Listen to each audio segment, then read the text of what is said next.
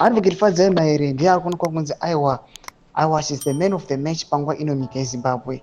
Ari kuonekwa kunzi ari kunyatsa kushungurudza zvigananda.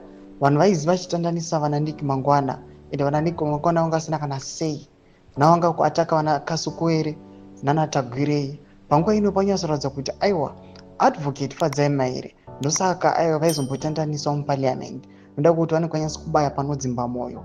Ndisana pina mashoko anonyatsoratidza kuti aiwa our state our is captured ende kunyatsoratidza kuti nyika yeZimbabwe yange yakabatwa kubva kudhara nevakomana zvigananda izvi. Zvasa zvakubuda pachena ndobva subscribe like watombe bell icon.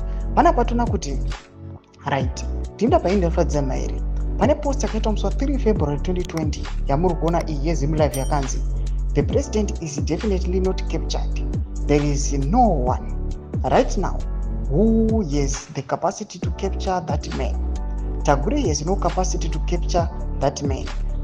Louis Matatu akanyora mashoko awo akapostwa neZim Live. Toona kuti Mahere anobva uya tutura zvemuna 2020 akareply to this post yauya akaripost yamuri kuona benya chiti but Eddie Mnangagwa goes everywhere with Tagwirei, including that Global Fund for Health conference in France.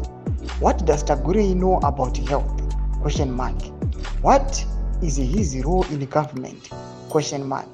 Why does Eddie Mnangagwa carry him everywhere like a handbag if Eddie Mnangagwa is not captured? Ichikaye Mwari. Mashoko anobvunzwa naAdvocate Fadzai Maere ndezva 2020 izvi. Vanhu vasati kutomboziva kutomboti kuda Tagwirei chigananda kana kuti anochiwirirana nana Chivhayo kana chichi zvasa zvakuzikanwa. But panguva ino boom chikwati chese chakubuda vakuonekwa navo vakomana kuti they are now mobilizing for mapost in the ruling party ZANU-PF vamwe vachitaura ma-allegations ekuti aiwa vari kugana for presidents. Mashoko ari kunyatsa kumauta panguva ino ari kuonekwa kunzi aiwa Maere akanga azviona kudhara and people vamwe vaimuona achiti aiwa kangoriwo kamunhu kanongomberereka kachitaura zvisina basa but panguva ino vaunyatsa kuona kuti aiwa the state is really captured.